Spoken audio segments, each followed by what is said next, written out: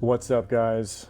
In this video, I'm going to do an unboxing of the MRD conversion kit, the prototype version, which MRD stands for micro size rear-wheel drive drift car. And what it does is it takes your Mini-Z MA-020 all-wheel drive and actually converts it to a rear-wheel drive setup with a much larger steering angle.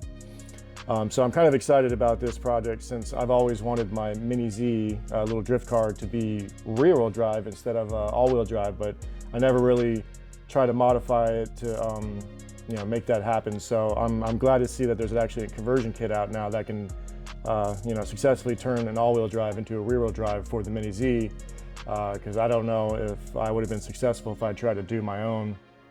And this was built from the ground up. They started the project about 8 months ago, and it was started by Mr. Ishikawa, which is a former designer slash engineer of the Mini-Z series for Kyosho back in the day. So he has his own company now called EnjoySmile Company, which is a Japanese-based company that has taken over this project. It's the HRD project. I'm not really sure what HRD stands for yet either. And a lot of stuff is in Japanese, so I do my best to try to find out all the information I can, because everything has to be translated over to English. So there are some videos out already showing off this conversion kit, because people have already gotten their kits. They had a crowdfunding going on for this project months back, and they hit their goal of how much money they needed to make this conversion kit into a reality, really. Because originally the prototypes were 3D printed and everything, but they eventually got enough money to where they could create injection molded kits that people can buy and actually install on their cars. So I'm one of the some of the first few people to actually get my hands on the prototype version. They are going to have the full release for the main kit, which is called the MRD Zero kit. So instead of calling it the prototype, they're just going to call it the MRD Zero, and that should be coming out sometime, I think, in February. It's about middle of January right now, the time of this recording, so of 2025. So I'm curious to see what the difference is between the actual final product compared to the prototype version. I really hope there's not much of a difference, because I already bought this prototype, and I'm assuming that the final product won't be much different than what I say I have here in the box. So yeah, like I said, it's going to convert my Mini-Z MA-020 from all-wheel drive to rear-wheel drive, and I'm just going to show you what's inside the box. So they come in this nice little cardboard box. If you pre-ordered or you contributed to the crowdfunding, then they give you a couple little extra things that you might not get in the final versions when people start actually buying these in the next month or two. So I'll show you what I have in here. It's nothing major, just a few little things to say thanks to the people that actually helped get this project off the ground. So they give you this little piece of paper that says thank you, and it shows you what comes in the box that's extra for the people that actually helped support get this project going. So that's in there. So the English side and Japanese side, put that off to the side. And this is the stuff you get that's extra, for helping out. And this is for your transmitter to change the little wheel. So look forward to changing that on my stock transmitter, since it looks a lot better, and it'll be easier for me to tell the difference between my all-wheel drive and then my racing transmitters, since they look exactly the same. So this will help. At a glance, I'll know exactly which controller is which. They give you a set of drift tires, some suspension springs for the back. It's one set for the DWS rear suspension or the stock rear suspension, which I'll go over that in a minute too. The actual rear suspension and what goes on, because this kit is actually it needs about 60% of the original car to go into this kit to make it all work. So for me, it was a nice kit to swap over to, because I already had this car for about 2 years or so. So I didn't mind buying this kit, and then I'm going to swap all my parts over.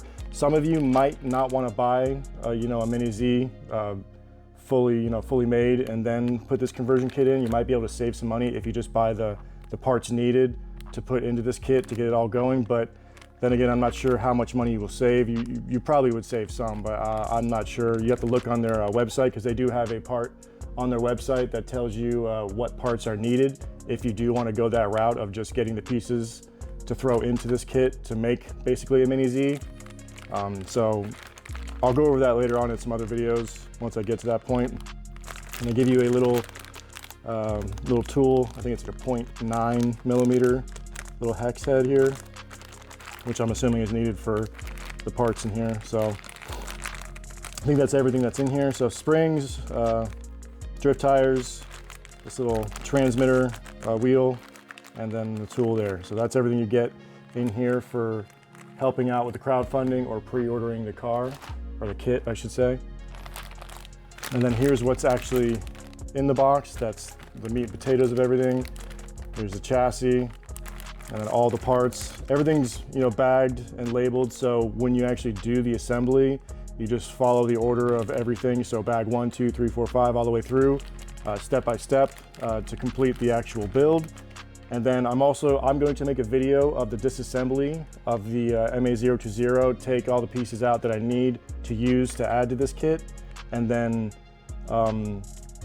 you know, whatever else is done, and then all the pieces I don't need, I'll put in a bag and save that for later, just in case I ever want to swap back to my all-wheel drive setup. I'll have that option too, which I doubt I will, but you can do that. You can just, you know, obviously take everything out you're not going to use and just save it.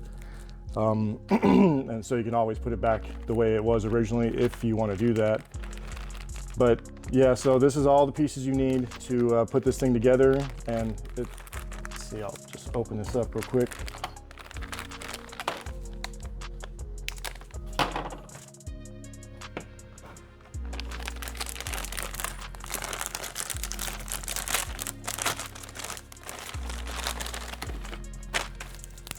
All right, so here's the main chassis. So I'll have to obviously build this thing from scratch. It's not really put together, you have to do it yourself. It's not too bad though. I've already watched the videos on how to assemble it, and I'll try to make my own video of assembling it. I just don't know how long it's gonna take. It might take me an hour or two, or even more, to put this all together. So I'm debating on whether making like a one long video of me assembling this whole thing, or if I try to break it up into smaller parts. So maybe do like, you know, putting the front steering part together first, and then putting on the electronics and the motor and everything in another video, and then just all the miscellaneous little parts, you know, just try to break it up and to make it something that's a little bit easier for people to watch. I might as well open up this bag too while I'm at it, just so you can see what's in here. Now, like I said, I'm not sure if you order one of these kits down the road that you're going to get any of this stuff. You might not get the tool and all this good stuff. So these are their own drift tires that they you know, prefer you to use, and it also depends on what kind of surface you're going to be driving on. It seems like they use them on a really slippery surface, so I'll have to figure that out once I start test driving it and everything. And then here's the springs for the suspension, which they're actually kind of, I think, softer than say we used to run on these MA-020s, just a little bit. So just they say that because it helps traction and everything for the rear end. So there's their little sticker for Enjoy Smile Company. So that's their logo. Like I said, here's the tool. Nice quality little tool, you know. I wonder if I have any of these, I can swap out different size tips. I'll have to see if they'll fit or not. And then this I'll throw on my transmitter later. I probably won't make a video on putting this on because it's just like a cosmetic change for my transmitter. So we'll see how that goes. Yeah, this is my MA-020. This is my WLToys K969, which I converted that to rear drive and, you know, to have max steering and everything too. So eventually I'll have to do a video on, you know, a comparison video between the two and see which one I like better. I probably like them both in their own ways, but of course I'll have to do like a little showdown to see which one is, you know, my preferred setup. So yeah, that's the only angle you can get out of these all-wheel drive setups. And I actually switched my rear end to the DWS, which is the double wishbone suspension. Because I knew I was going to be doing this conversion kit, so I decided to get this. And these are really hard to find right now, so if you wanted to get the DWS system for the rear end of your car, it might be difficult to find, and they're kind of expensive for what they are. And you know, if you are just buying this out for the first time, all this stuff could add up a lot. If you're going to get like the DWS, the conversion kit, and a Mini-Z, you know, all right out, it's going to be, you know, hundreds of dollars. So for me, like I said, I had this for a couple years, so I'm just adding a couple parts to it, like the suspension here and this kit. And, you know, that's not too bad of a, you know, a drop of money for me now that I've already owned one. But if you're buying everything from scratch, it might get a little costly. So you can use the original rear suspension with this kit as well. So you could either use the original suspension that comes with the Mini-Z, or you could use the DWS system with this kit. So I'm obviously going to go with the DWS, but the stock suspension works too. It's like, you know, it's whatever you prefer. The springs, like I said, they come with the springs for the stock suspension, and they come with springs for the DWS. So you have a set for each. And they do have optional parts that you can get. So little things, some weights to put here, which I'm gonna put my own weights on there, so I didn't get those, but I already pre-ordered some stuff, and it's gonna take a while probably till it gets to me. There is one important thing you're gonna need, because you have to use a gyro with this setup. So I have my, you know, the original one that comes for Kyosho's Mini-Zs, the drifters, and then I also have a DasMikro one. So I'm going to see the difference between the two, if there is any differences, if one's better or the other. But I've seen, you know, people having issues with the gyros, having some shakes and stuff, and having a little issue once you convert this thing over. And they have a little gyro interpreter that you actually plug in the gyro and then plugs into the car, and that helps, I guess, kind of like slow down the signal or something to the steering or to the servo, and it helps get rid of all that, you know, shakiness. So it's almost something that you have to have. I've seen some people that run without it, and it seems like they can make theirs work, and then I've seen almost everybody else run the gyro interpreter. So I'll have to find that out myself once I put this together, if I need it or not. I already pre-ordered it, so it'll probably be here hopefully in the next few weeks or a month. I don't know. I mean, it's hard to get all these optional parts right now. The only place I can get the optional parts is from HRC Arena, which is a Japanese-based company, and that's actually where I got my MRD kit from. And there's only a few companies right now that are actually selling the MRD kit. I know RC Mart is selling it, HRC Arena, and then I've seen Keenan Hobby, which is like the only US-based company so far that I've seen that actually was selling it. But pretty much they're all out of stock right now, so if you try to go get one right now, you're probably not going to get it. If you go to HRC Arena, you can pre-order one, but it's in, you know, it's in Japan, so if you're in the US or anything, it's going to take a while until it gets to you. But yeah, like I said, the only place to get optional parts for this thing so far is from HRC Arena. So hopefully within, you know, the next month or so, there'll be other places that have the optional parts. But I ordered the gyro interpreter, and then there's also some turnbuckles and stuff you can get, so you can adjust the camber and the width of the wheels and everything by just, you know, cranking the little turnbuckles, which basically the little tie rods that go to the swing arms on the kit. So there's ones that are for just normal width, like the narrow, and then there's some for the for wide bodies. So like this is a narrow body, the Skyline, the R34, so it's a little bit closer together, while there's bodies like this P1 GTR, which are wide body. So if I were to run the wide body on my kit, I would need those the wider turnbuckles to bring out the wheels further to be able to fit wide bodies on there. But I'm probably going to stick with running narrow bodies at first and kind of just keep my K969 set up to run wide bodies, because it'll be a bit of a pain to have to swap out those little turnbuckles and stuff every time I want to switch bodies or whatever. It'll be a lot easier to keep it narrow, and I can switch between different bodies, because I have Skyline. I added a body kit too that I need to, like an R35 Skyline. I need to finish putting together and painting. Also a Supra, added a body kit too, so I got to finish that one. R33 I can fit on there.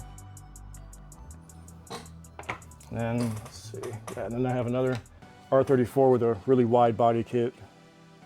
So, yeah, those are some of the bodies I want to run on this thing once I get it done and you know, finally put together. So, kind of looking forward to that.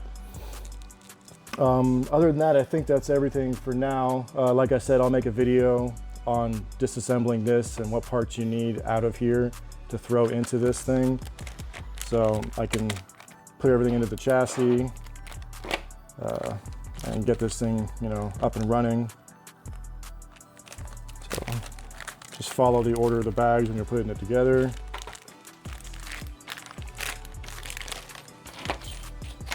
So let's see, about 1, 2, 3, 4, 5, 6, 7, 8 that are labeled.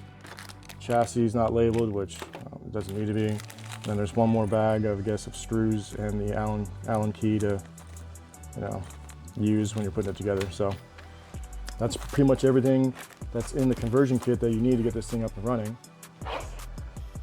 So yeah, I'm looking forward to putting this together, but it might be a really long video if I do the full assembly. I'm gonna have to figure out what I'm gonna do about that. But like I said, I'll do the disassembly of the Mini-Z. That shouldn't be too long, it's pretty easy. And then I'll figure out what I'm gonna do about the full assembly of everything. And then after that, we'll start test driving it and see how it does.